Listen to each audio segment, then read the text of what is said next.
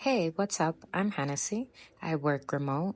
I travel often and I'm all about health and wellness these days. And I've been investing in Dominican Republic, building something that really means something to me. I'm creating a life full of freedom, purpose, and a little bit of adventure and sharing it all right here. So if you're into that, don't forget to subscribe and come along for the ride.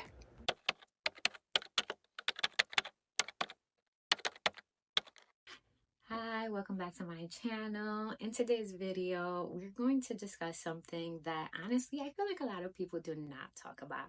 And that is when you're buying an apartment, trying to understand the laws that come with buying into a condo association in Dominican Republic. So I'm gonna start with just my own, give you guys some background on why I'm making this video. So as you guys know, I have an apartment in Margarita, Dominican Republic. When I purchased my apartment now, oh my God, 2.5-ish years ago, I bought it where the property itself was almost completed. Obviously, like they were still doing some final things. Like for instance, when I had walked my apartment, it didn't have a kitchen. The bathrooms were still being finalized. The backyard was still being kind of completed. So there were still things like it's not in the construction phase or the planning phase because that's way before that, but it was still like some work had to be done. And they were still working on a few other buildings. So like the property that I bought in the association that I bought, it had several buildings. It goes all over. It's almost like a U shape. And there's really like I want to say like 4 buildings here, 4 buildings there, and 4 buildings this way. I'm like in this corner here, and they had started here. So all of this was done. This was halfway completed, and then this still had a lot to go when I bought, or like they were just still doing a lot more on this side. So I bought and I closed on the property in September of, let me see, oh my God, 24, 23, 2022. So I closed on September 2022. And then I obviously like had to wait a little bit for them to actually complete the kitchen and the bathroom and all that. I didn't have to wait that much because again, like I mentioned, it was just like little things that needed to be done. So I think like by November, everything was completed. And then November and December, I took the time to actually like decorate. During that time too, in September, October, I was in New York, so I was like purchasing a lot of the things I knew I wanted to buy here, so I can send it over there. And then I went over there in November. In November is when I started to buy, all the big stuff, the AC and everything. And then as I waited for my boxes to arrive to make sure that I would start decorating. So all that obviously took a couple of months. In those couple of months, like I mentioned, this side was still getting completed. So we didn't have to pay, or I didn't have to pay a condo fee as of yet. Now, I knew this was something that you discuss within your buying process, how much they're going to be charging for your condo fee. It's usually based on how big your apartment is. So it's by square meter, and they have like a fee that they charge by square meter. So I knew what I was getting into based on that, but I wish I would have asked more questions.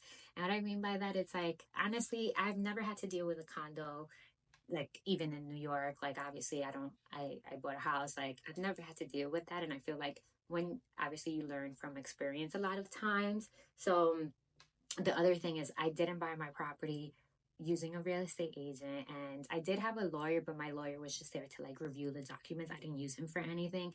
I found this property through somebody else, and just like a friend, and they told me like they were really nice apartments being sold there. So like I sent somebody to go take videos. Next thing you know, like I was like, and mind you, I had sent somebody to various places to do videos and see what I like, but this was the property. I was like, yeah, I like this is it. Like this is it.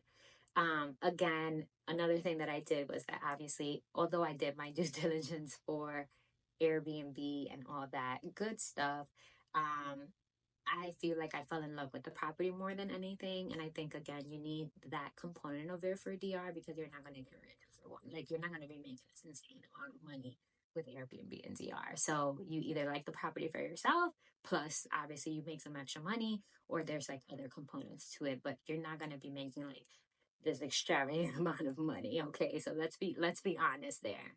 Um, So I fell in love with the property. I moved forward. I bought it September, right? Got everything completed in November and December.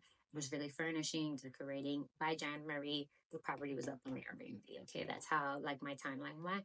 Again, I didn't have to pay no condos because they were still working on the property. Questions I didn't ask were what are the condo bylaws? Who is the company or person or whatever managing the maintenance um of the condo, exactly what is part of like the maintenance, what goes into like what is my fee going towards, like these are questions that I think you should definitely be asking and I did not ask. So I'm gonna tell you about the issue that I encountered later on. So I didn't have to pay any condo fee. That was something that was communicated to me by the developer, the guy that was actually in charge or doing financing the whole project. He was just like, when the property is done, like everything is done, is when I'll start collecting condo fees. I was like, fine. I'm in my blissful, like, yeah, I'm just happy I got an apartment. So what happened was, all that time I didn't have to pay a condo fee. Then even the year had started in 2023, and I didn't have to start paying a condo fee. I started in May. So remember, I bought my apartment in September. I actually didn't have to start paying the condo fee till May of 2023. So it's fine. May 2023, I'm paying my condo fee because like that's what one does. And then all that time, basically like I'm paying a condo fee, but I was every time I would send somebody to like they would say, "Oh, the pool kind of doesn't look clean.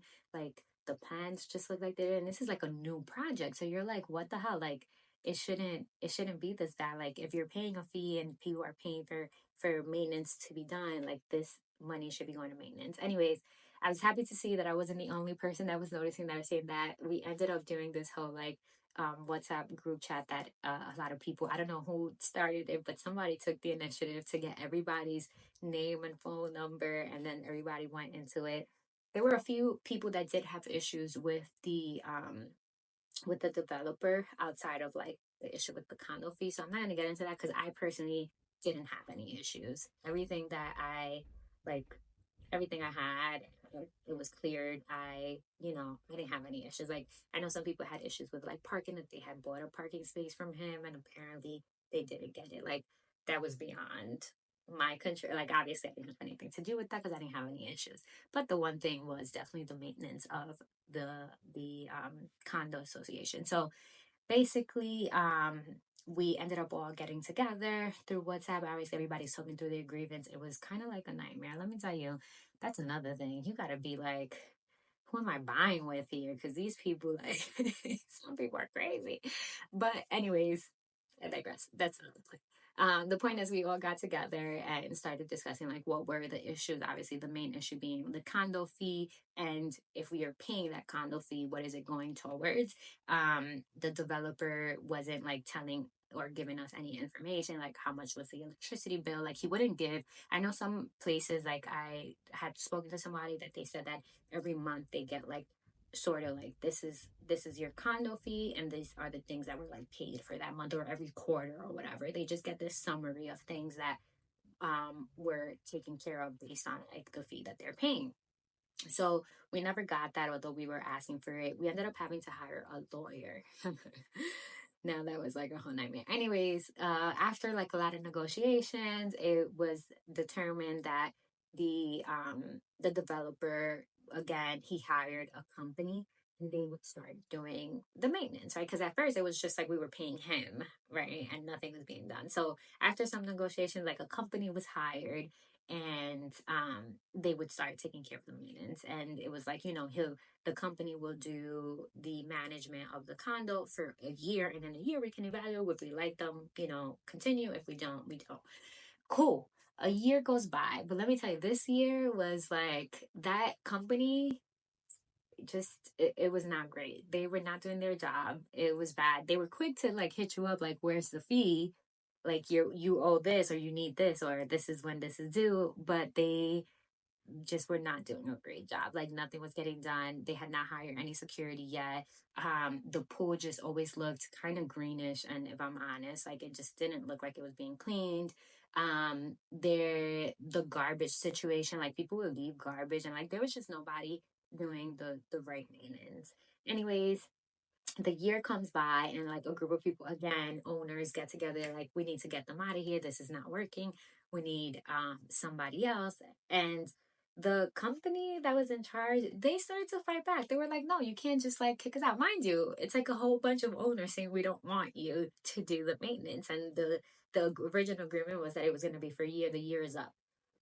Anyways, it came around, we had a whole meeting, people had to vote on it, we definitely had to kick them out. But then they didn't want to give up any information, like they, you know, the bank account that is supposed to be for the condo, they had access to it and they didn't want to like pass the access to like anybody else. And that was a whole issue. Again, had to hire a lawyer, go through all that. They didn't want to give up any documents on like how much they had been paying or anything like that. So it was a nightmare. But luckily got past that. We do now have a association president and a secretary, and just like the board that you need. Plus, we do have a company that does maintenance, which they hire like security. They have people that clean the pool. They have people that do gardening. It's just like the difference is so much better, but it was definitely a nightmare. So I will definitely say, if you're going to be buying an apartment in a condo association, make sure you are asking them for the bylaws. Make sure you're asking them like which company is doing that. Like maybe Google them real quick or try to see if you can find their information. Because again, like DR, I love DR. I do love DR. Okay. Obviously, I'm investing there. I can see myself living there as I get older, but it is very scammy. So you just want to, you want to do your due diligence because it is kind of scammy. But anyways, a happy ending because it did work out. The people that are in charge now are amazing. The people that make up the board are owners. So obviously, like they care to keep the property looking good because this is their investment as well. And that's a very important part because if you're buying a property where the people that are doing maintenance and managing the property don't care about your investment, even later on when you try to sell it, it's not going to be able to sell for a good price because people are going to be like, why would I buy there? It looks very deteriorated. Like they need to do a better job. So obviously when you have people that are involved and invested just as much as you, then your investment is protected. So I hope that was a learning lesson, kind of like a little bit of background. See, I'll be dealing with a lot. I just don't be putting it out there. But definitely, please make sure you're asking for bylaws, getting just a little bit more information on how the condo association is made up, because that would make a difference in your investment. Now, I hope this was helpful. Definitely just chatted along here. Let me know in the comments if you've seen similar situations happen or if you know somebody that went through something similar. But it's definitely been an interesting learning experience as a whole, at least for me. Well, thank you so much. See you next time.